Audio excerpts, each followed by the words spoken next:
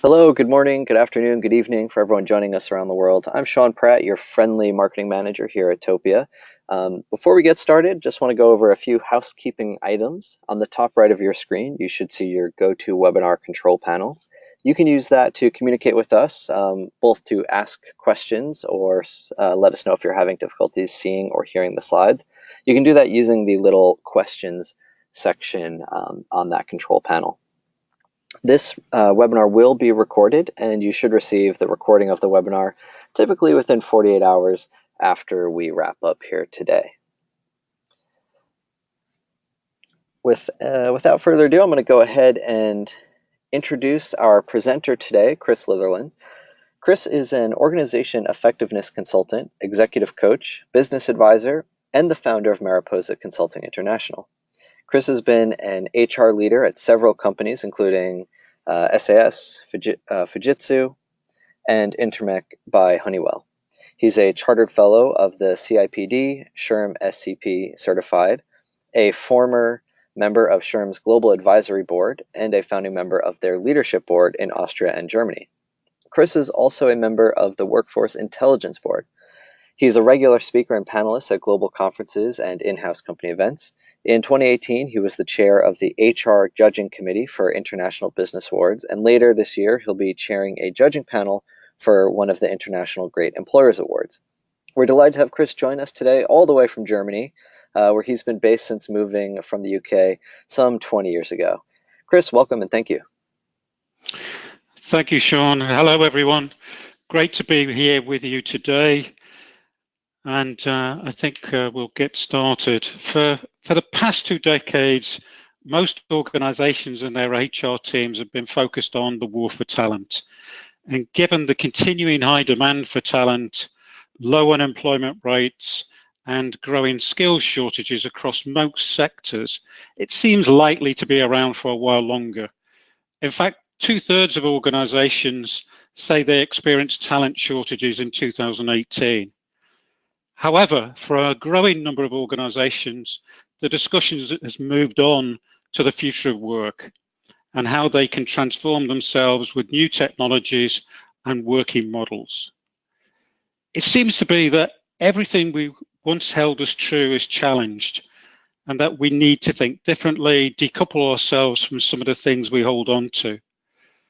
What got us to where we are today won't work for us tomorrow. It's a confusing and anxious time for some people, particularly employees, but be comforted by the fact that you're not facing these challenges alone. So what can we do to prepare our employees for these changes? And how best can we position our organizations to support them? During our webinar today, we'll take a look at some of these things to consider around the future of work, the dynamics of agile organizations, particularly the impact of breaking away from traditional structures, introducing agile workforce practices, and the impact they have on employees in terms of learning, development, engagement, and retention. We'll also look at how an organization's culture can be an enabler and how a move to a people-centric approach with a focus on employee experience and design thinking will create new ways to enable and empower employees. Every individual and every organization is different and has a unique set of characteristics. So being aware of these and the situation and context is vitally important when embarking on transformational change. But first, let's take a quick look at some data points in our transformational world. So what's going to shape organizations' employees in the coming decade? Well, the lifespan of organizations is currently 15 years, and only 12% of the Fortune 500 from 1955 still exist today. Some estimates suggest that around 50% of jobs could be replaced or lost within the next 10 years, due in part to automation and skills changes. The life cycle of skills is between 2.5 and 5 years, which is significantly shorter than it was 10 years ago. More and more people are living longer and working beyond retirement, either on a part-time basis or as a freelancer. Very soon it could be half of your workforce is off payroll in the extended workforce. So we'll continue to have multi-generational workforce.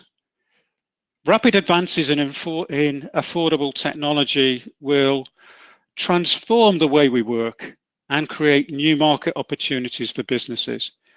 I mean, huge chunks of the workforce are already digital natives and used to having an exceptional customer experience in their everyday lives.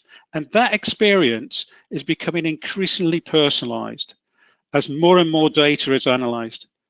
So there's a growing expectation for similar experiences in the workplace. Finally, we'll continue to see globalization increasing, and it'll increase collaboration and connectivity as more and more people get access to technology. So expect to see further shifts in societal norms and values, and with the potential for increased government intervention. Interesting times, not least when we look at the future of work. Work is changing, and it's changing in an increasingly fast pace, whether through the introduction of new technology, or through changes in how we work, or through changes in how people want to engage in work. When new technologies become affordable and reliable, we see major disruption in the market. We can also see how new technologies are creating new markets. You don't have to look at the Internet of Things, 3D printing, and the like. New ways of getting work done are creating an extended workforce where access to talent through crowdsourcing or hackathons or contracting with highly skilled freelancers in the gig economy complements the traditional ways of hiring and developing existing employees. This is the build, buy, borrow model. Work in the form of traditional jobs is being broken down, and it's been broken down into tasks and capabilities and work packets, which then can be moved around to find the talent, or the talent can be moved to join a series of network teams to add value to these activities. More and more global organizations are already moving talent around to join project teams, particularly on short-term assignment. The introduction of automation and AI plays well when there's rapid and the right cost benefit, to replace high labor costs, or it could be take over mundane tasks, or in response to skill shortages. When employees are focused, and they're focused on work packets with clear line of sight on measurable impact, they become value creators. And with an added benefit of continuously developing their experiences from working on meaningful activities in multiple network teams. Flexibility of working brings potential benefits too, and to the organization and to the employee, with higher levels of engagement and inclusivity and empowerment, ultimately leading to greater productivity. As people work around their lives rather than the other way around.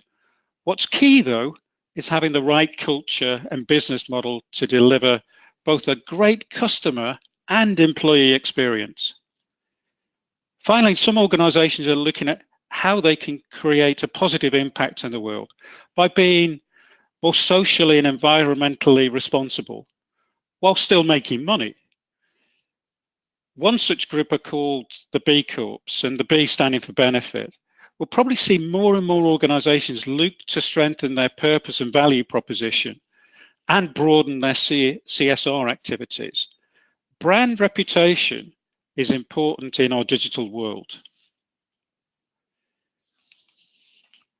One of the other important changes for employees to be prepared for is the Agile organization. So what is it? Well, Agile is a mindset, and it can be enabled better through having a people-centric culture to give an organization the ability to quickly and efficiently reconfigure strategy, structure, processes, people and technology towards value creating and value protecting opportunities. How? By decreasing complexity, increasing collaboration and innovation, by enabling an empowered and engaged workforce to perform at their best and respond better when things don't go to plan.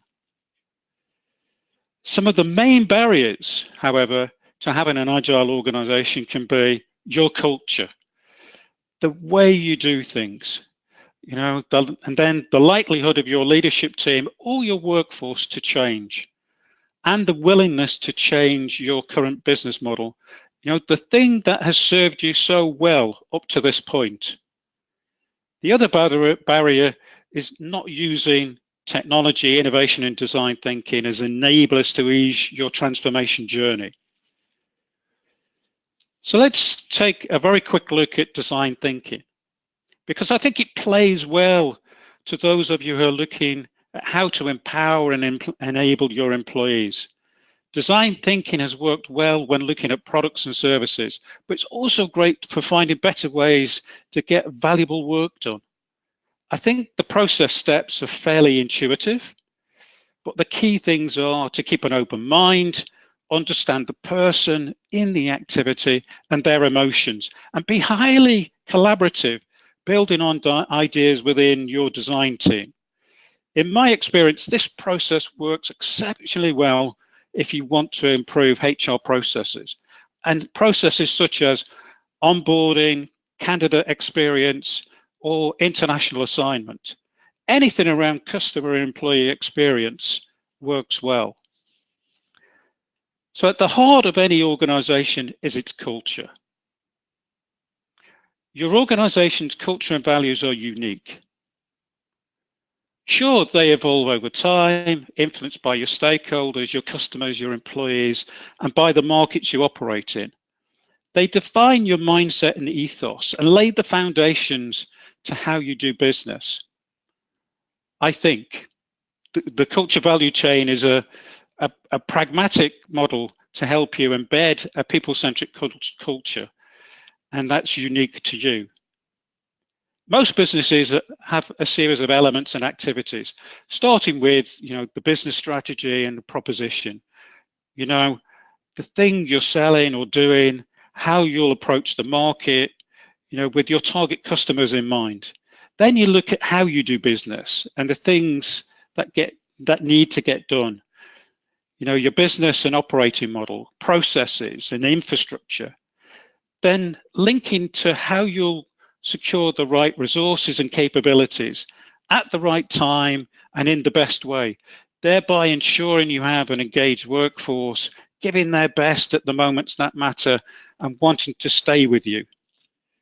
A workforce that has a positive impact on customer satisfaction, loyalty, and net promoter score, which then drives higher growth rates in investment. It's a powerful model with energy. Investment that can then be used to drive further innovation and improvements in making business easier and personalized for your customers and employees. As you can apply improvements to customer experience and employee experience, the model will see shorter improvement cycles, as demonstrated by these orange arrows. And those cycles then positively impact your culture and values, open up new market opportunities with increased innovation, and have improved experiences by using technology and design thinking. It provides momentum and energy, as I say. Employees like this model as they can see a path to being more empowered, finding better ways to create and add value to their business, and becoming happier in these volatile times. Now, I've been asked by some of my clients to walk through this model with their leadership team and map out plans to improve employee experience. I commonly get asked questions around the difference between employee engagement versus employee experience. So for me, it's a combination. It is a combination of our desire to contribute, collaborate, and perform at our best, with it, enables people to do the best work of their lives through the moments that matter. Either way, it should be about impact and value. We'll come back to engagement again in a moment. So what are some of the other workforce considerations when looking to empower and enable your employees? Acquiring new capabilities for employees is going to be even more important in agile organizations. Why? With greater empowerment comes a need for people who are adaptable, open-minded, flexible, and can quickly learn and grow. We have more and more access to learning today than we've ever had before. How and where we learn is continuing to develop as we better understand the human mind with things like neuroscience. We're also seeing greater use of technology, like virtual reality, gamification, etc. Learning and development teams are also targeting common attributes through developing personas, but the ultimate goal is to link learning to individual needs and business value. Rewards can also be linked to building capabilities and encourage skills development. I think it's highly likely that every new project or assignment, there will be a personalized learning plan. And that learning plan will be self-managed, but also guided and portable. There'll be even more learning on the job, continuous learning, and lifelong employability. I like the motto, live to learn and learn to live. And I've recently updated that to grow to live and live to grow. When we look at development, traditional approaches to hierarchical career progression may not work. What happens if in an agile organization you're assigned to network teams, projects, or tribes, or you're reassigned every few months? You have a different manager or project leader every time. It's going to require a different thinking and the right processes to be in place. Otherwise, employees are going to see it as fragmented. Career development will be more associated with capability and experience in creating business value. And the test will be, when a project fails, will the team feel it's damaged their career progression and prospects? After all, learning from failure is a development. Organizations are assigning coaches and mentors and asking leaders to be more of a coach to provide meaningful feedback and support learning and development. We've seen management consultancies do this for many years, with their consultants, as it provides a link back into their organization's resource review process. They also move talent around, to different teams, to different projects, topics, and in different geographies. Career progression will be measured differently and become multi-directional. Now, with a focus on improving employee experience, there should be an improvement in employee net promoter, more people who are proud to be with you. You'll have a personalized retention plan approach, which we'll look at again in a moment. The more you know about your employees within reason, the more choices you can offer them. Employees will feel more empowered with these choices and enjoying working in that people-centric culture you've developed together. Hopefully feeling more confident to openly engage and be happier with the experience they have at work. Let's look at flexibility from an employee perspective. How do they want to engage in the activity of work? How will their employment journey develop? On payroll, off payroll, mobile, remote, full-time, part-time, etc., etc. You get the idea. There's lots of choices. I mentioned earlier, there'll be a need for continuous learning, gaining the right skills and capabilities. They'll need the ability to work in network teams on projects and be open to multiple assignments. Some will relish the opportunity to work in different countries, in different geographies. And finally, culture, purpose, and brand are magnets to attract and retain talent. whether that talent is on payroll or off payroll in the extended talent market. So I mentioned we take a further look at retention, and in this context, retaining the best. I think it's important to know what to keep and who to keep and why. Focus on your mission critical capabilities with an eye on your future skills needs. Then regularly assess the impact and potential of each person and understand what keeps them with you. Then take action. And take action to build personalized development and retention plans. Uniqueness counts here. As one size fits all approaches may not work. Look to future-proof your workforce by constantly taking action with every employee, no exceptions, executive team, all the way through your organization. Make it action-orientated. Coach, develop, upskill, reskill, reassign, redeploy, and offer flexible approaches to achieve the changes you're looking for. Make sure you've got the right support systems and policies in place.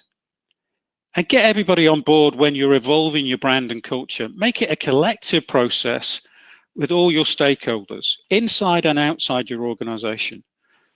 So make doing business easier for your customers and employees. Make them proud to be with you. And make your goal, to have high-performing employees in every role.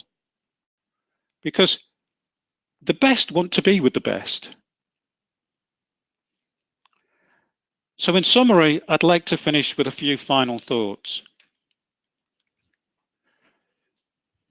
From what I can see,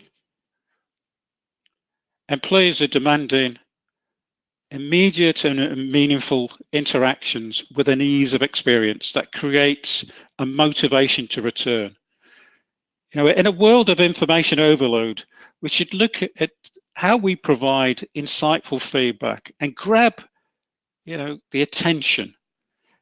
Provide that dopamine buzz, with a like or a comment or a retweet. And the psychological contracts, I think, are being re-established in order to attract and retain the best talent. Having an employee's welfare in mind creates an empowering culture. It doesn't mean it's cozy. The organization and its leaders are there to bring out the best in people, including the extended workforce. The ultimate goal is to have a lifelong journey of employability that creates meaningful experiences to learn and develop. Organizations are demanding new ways of thinking, to upgrade their business model, apply a people-centric and customer-centric technique or techniques that create an attractive value proposition. Adjust to engage with an agile workforce in a seamless way, where 50% or more of the work being done is off payroll. Leaders and people managers are not only having to manage through these changes, but also find better ways to support employees by becoming coaches and operating in that network team environment. Technology and data insights are enablers, and in some cases, fundamentally, they're going to reshape the organization. Operating in an increasingly fuzzy world is going to need agility and resilience. Move quickly, adapt, absorb the knocks and bounce back. And finally, organizations should use their data and their decision making in a way that it passes the sensibility test so that you make the best choices and stay ahead and ethical. Thank you. Wonderful. Thanks, Chris, for taking us through that really efficient but impactful look at the considerations that HR and business leaders need to make for the future of work. We did have a couple of questions that came in, and I want to remind everyone that now is your chance to pick Chris's brain, ask any questions that you might have on the presentation or related topic. The first question that we have, Chris, is how do you overcome some of the barriers that you mentioned to adapting an agile mindset? So this is the barriers around culture and the like. I think it's understanding kind of where you are today. So doing that current state analysis across all of the potential roadblocks that are going to help you on the journey, and then start to map out, things like your strengths, your weaknesses, your opportunities, and threats. So you can look at a future state. So it's some of those traditional things, but also, it's a mindset, and having a frank and open discussion with the leadership team, I think is key to see how they feel about embarking on the journey and how they can overcome some of those barriers. Great. Another question that's come in, how can you manage employee expectations and manager expectations, particularly when managers want to hold on to their best employees in that situation where employees may be moving between roles and teams? Yeah, that's a great question, because in traditional hierarchical structures, and in functional organizations, managers are very kind of protective of their employees, particularly their best employees, and want to hold on to them. And to a certain extent, employees, start to feel comfortable that they built a strong relationship with their manager and within a team. So I think it really has to be, something where it's challenged around, a changing mindset within the workforce, and looking at, how you can identify through capturing data, the people who've got the potential to move around. So I think it's all about collecting data and analyzing data in that way, and encouraging people to seize opportunity, and seeing the likes of opportunity. Some of the organizations that I've kind of seen, Sean, have taken a view of looking at one particular part of their business and driving, substantial change through that business, rather than trying to spread it across the whole. So that can be another way of overcoming these things, because everybody's then into a different mindset. Okay. Great, thanks for that, Chris. Another question is, could you explain what you meant by managers working off payroll? Yeah, so this is essentially, that extended workforce.